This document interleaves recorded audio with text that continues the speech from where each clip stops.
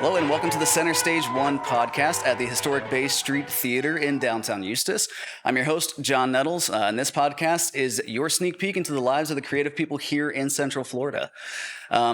Today, we've got with us singer and guitarist, Donnie G. Donnie, welcome. Thank you. So Donnie, can you tell me the first time that you remember wanting to pursue music? Sure. My father bought me a guitar when I was 8 years old. Taught me a few chords, and yeah, that was kind of the beginning. There was probably a 12 to 15 year gap in between starting and doing what I do now. But yeah, that was the beginning of the deal. Okay. And what is it that you do now? So I singer-songwriter, really solo gigs, just acoustic stuff. I have implemented some looping and drum beats into the majority of my songs, but yeah, just a solo guy. Okay. So doing, from my understanding, mostly covers? Mostly, correct. Okay. Yeah. Is that, did you have aspirations of doing your own singer-songwriter stuff, or just music in general? That's just what I want to do. Yeah, so I think in the beginning, I mean, let's fast forward to whatever, 25-ish, living where I lived and around the people that I was around.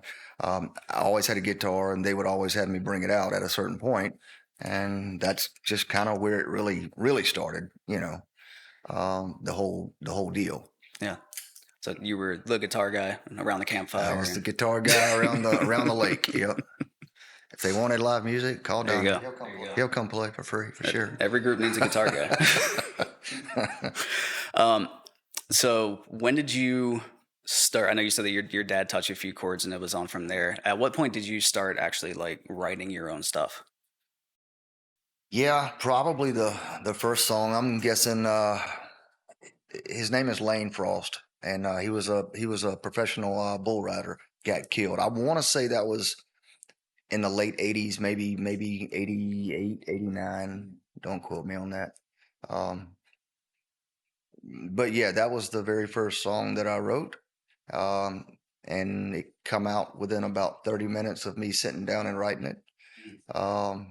Since then, yeah, I found out I'm not a songwriter. So, because every other song that I've tried to write is taking way too long. And yeah, but I don't have enough. Like I always say, I got 2 gigs of information and 5 gigs are coming in every day. So something's got to go away. Every time something comes in, something's got to go. Yeah, so I can't stay focused long enough to finish a song. I get that. That's the end of the deal there. I feel like that's a common occurrence with the creative types. Probably so. So being a musician, did you have any specific artists that you looked up to and inspired you growing up?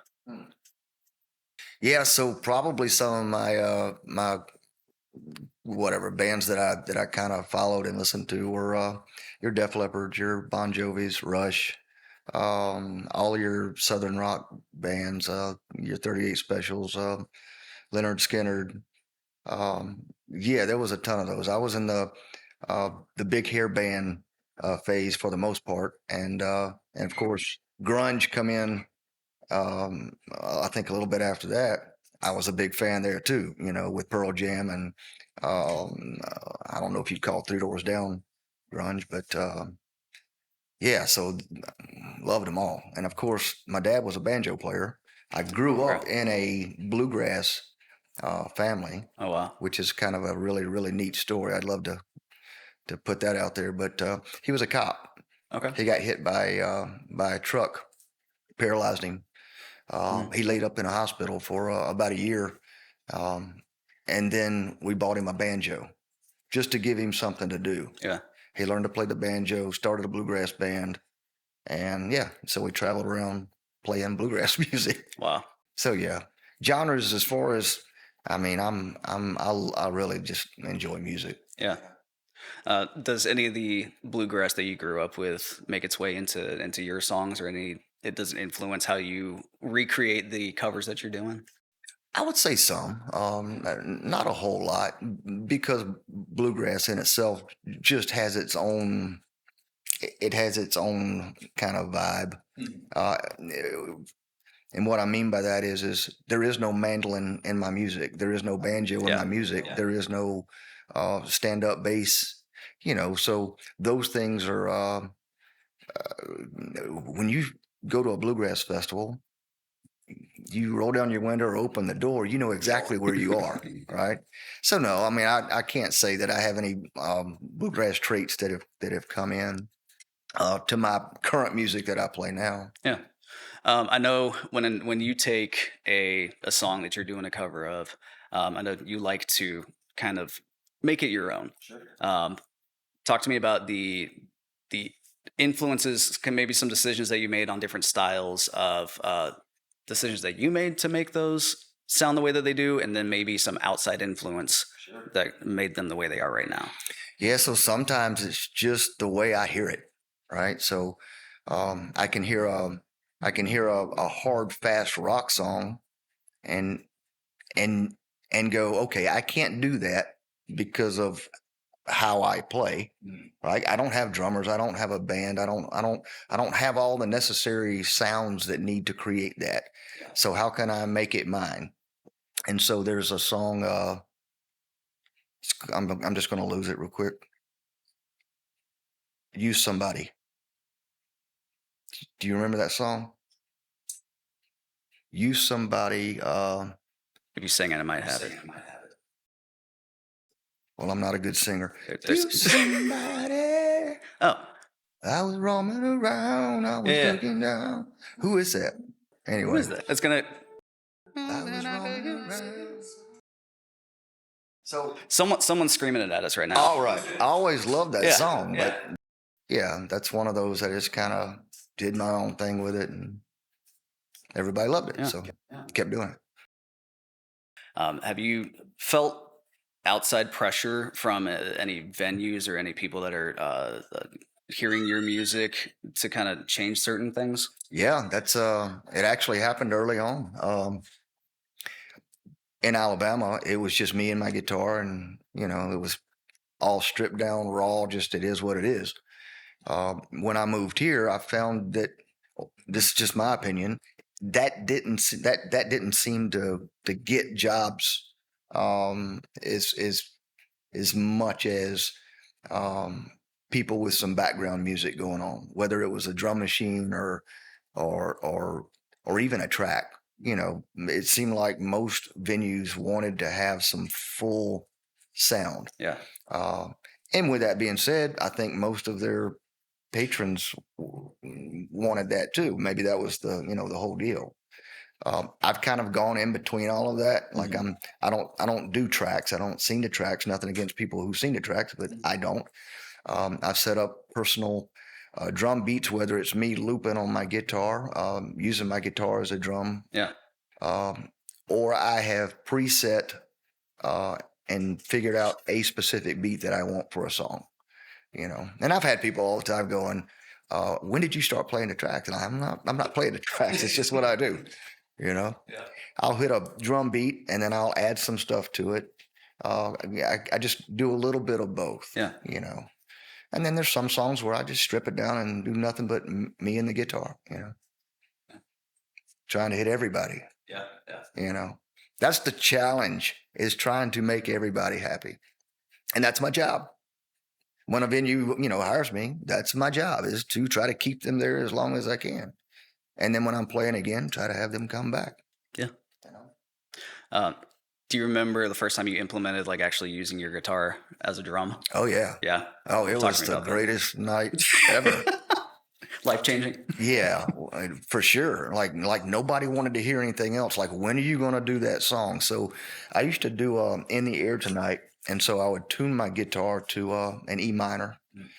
I would lay it on my lap and just go, right? Just start making the drum line. I didn't have a looper. I didn't know anything about loopers at the time. And so I would play the song with thumb beats and whatever kind of, it's tuned in E minor. So I knew where I had to get my hand to make a chord. I'm definitely not one of these professional guitar thumpers that I'm sure you've seen. They're phenomenal. They're unbelievable. That's not me. But this was always the biggest deal. And I would have kept doing it, except about every other week, I would break a guitar because I would get too involved in the song. Everybody loved it. It was crazy. He's going too hard. And it was always at the end of the night, when I probably should have been cut off a little bit earlier. And they're going crazy, and the crazier they get, the crazier I get. And so naturally, I'd go home and I got a hole in my guitar, and I go, well, okay, go on to the next guitar. So moral of the story is that got really expensive, especially when you're getting paid pennies, to play events, and guitars are costing hundreds, if not thousands sometimes. So now you've invested in a loop pedal. Yeah. And some preset drum beats. Yeah. It's a lot cheaper for sure. You live and you learn. Right. It was fun though.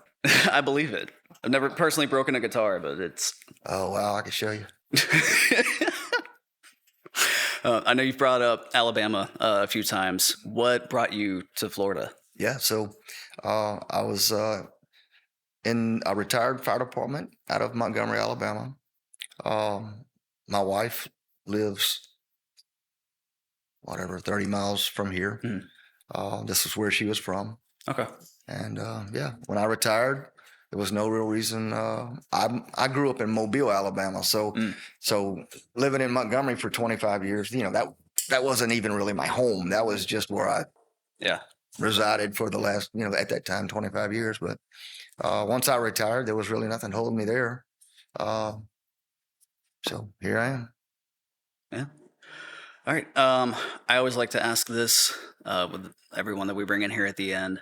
If you could give an aspiring artist just one piece of advice, what would it be? Keep going. I mean, that's it's a tough deal. I don't necessarily consider myself a professional musician, although I do work 3 to 4 days a week playing music, and I do get paid. I'm not a recording artist, but I think if you keep going, you keep pushing, you fulfill your dream. You just got to keep pushing, kind of like with anything. Work harder than the next to get better. So keep pushing. With that being your advice, tells me that you've had some times that you had to keep pushing. Do you recall any specific time that it was just like, what am I doing here? Yeah, well, some of the time it's just me getting bored with me. Like I want to create a new sound. I want to do better.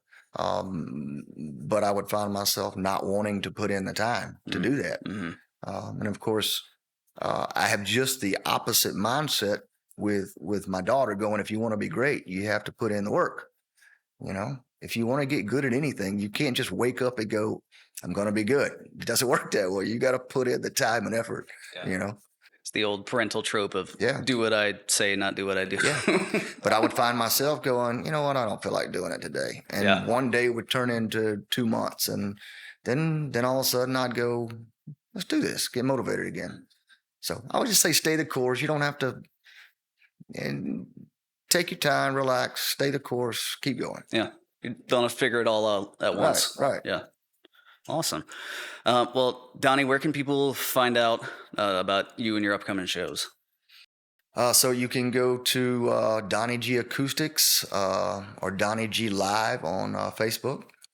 We were talking earlier. I haven't found my way into Instagram or any of the other different platforms. I'm still learning how to use Facebook. So. There's a lot of them. I know. So yeah, Donnie G Live or Donnie G Acoustics on Facebook. And usually when I'm playing somewhere, I manually put it out. I'm going to be here, and I hope to see you. Yeah. All right. Well, Donnie, thanks again for stopping by here. This has been the Center Stage 1 podcast with our new friend, Donnie G. Once again, I'm your host, Jon Nettles, and we'll see you next time.